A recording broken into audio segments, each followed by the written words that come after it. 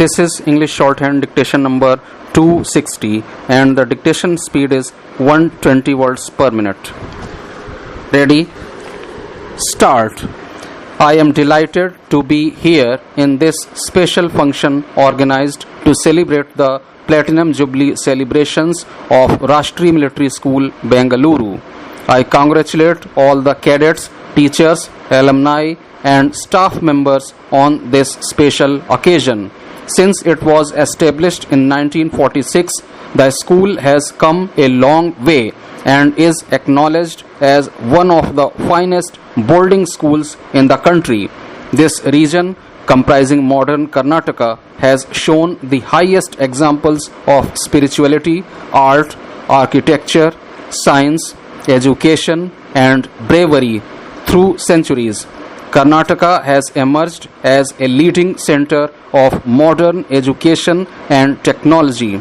I am happy to note that Karnataka got the top rank among all the states in the latest India Innovation Index. Bengaluru has emerged as a globally comparable center of learning, technology and enterprise. I am told that in a recent report, Bengaluru figured among the top 5 venture capital funding hubs across the world in 2021.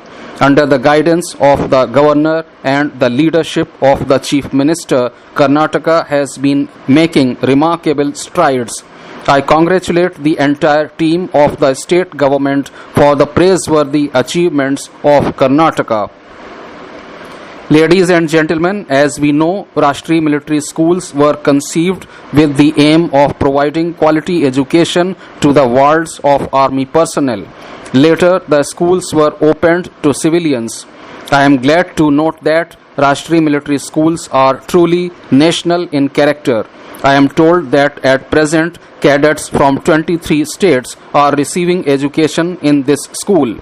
From Jammu and Kashmir to Kerala, the cadets here represent our unity in diversity. I am sure that this blending has helped the cadets to learn and appreciate the culture, language and traditions of their fellow cadets. Today, Rashtriya Military School, Bengaluru can feel proud of its rich heritage. The alumni of this school have distinguished themselves as highly decorated military officers, eminent judges, political leaders, civil servants, entrepreneurs, sportspersons, performing artists, and achievers in many other fields of excellence. My dear cadets, it must be a matter of pride for all of you that one of your distinguished alumni was given the nation's highest gallantry award, Paramveer Chakra, posthumously for his courageous actions and making the supreme sacrifice during a UN operation in Congo. I have been delighted to confer distinguished service decorations on some of the alumni of your school at Rashtrapati Bhavan.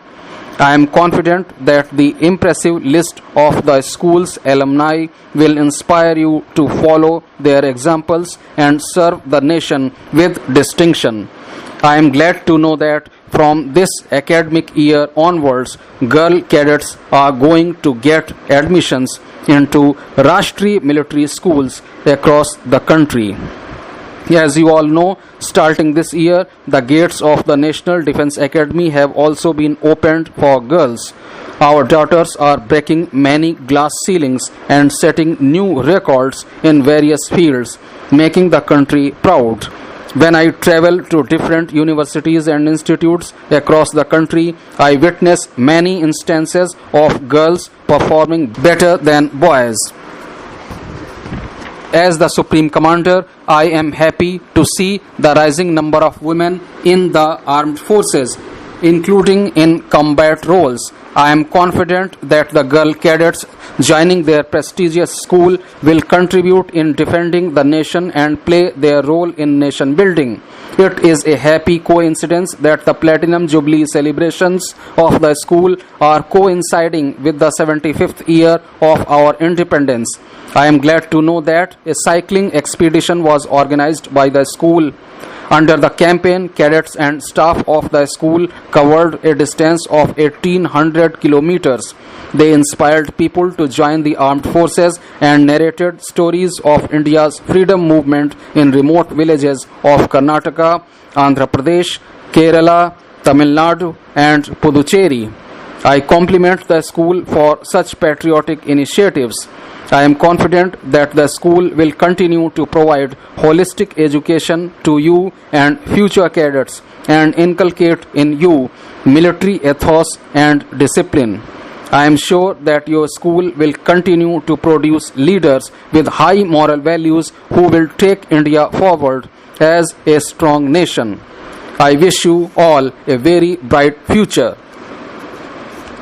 Ladies and gentlemen, it is a pleasure to be with you all, as this convocation is a landmark event in the lives of the bright young students who have earned their degrees and medals today. I congratulate the students for their achievements. I also congratulate the parents and teachers who have toiled hard to witness this day, which is so important in the lives of these young students. I attach great importance to this event as it is directly related to the future of our talented youth and thereby to the future of India. Only yesterday, I interacted with many vice chancellors of central universities and directors of institutions of national importance in the presence of the Union Minister of Education and experts of higher education who are responsible for implementing the National Education Policy 2020 and other related measures. Education is the greatest enabler.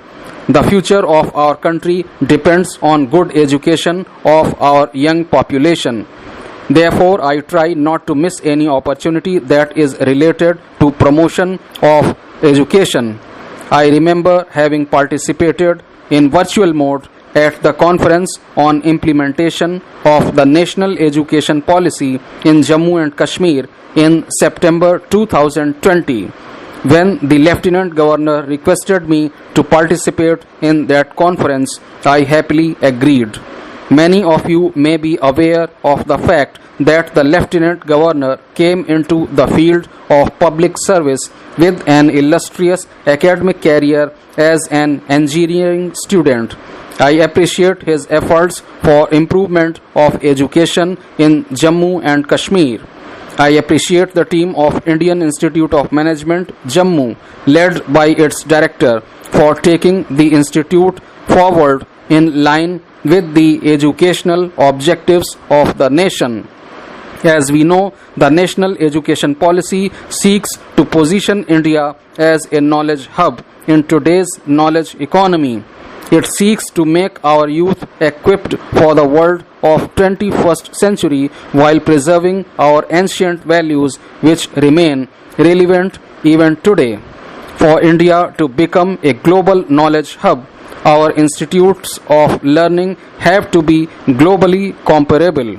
With this perspective, a presentation was made on global ranking of higher education institutions at the visitors conference I mentioned above.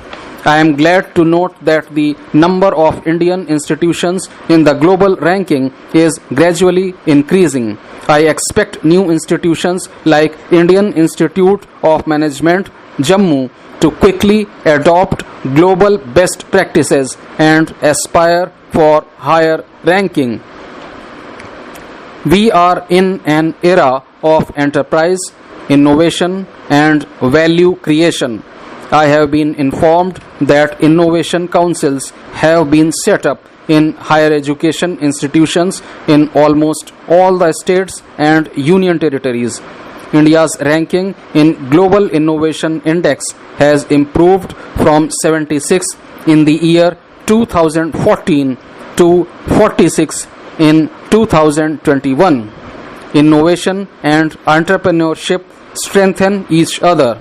With the convergence of technologies and opportunities, many startups have become very successful and are being described as the emerging mainstay of the Indian economy. unicorns, which are startup enterprises with market valuation of $1 billion and above, are proving to be game changers.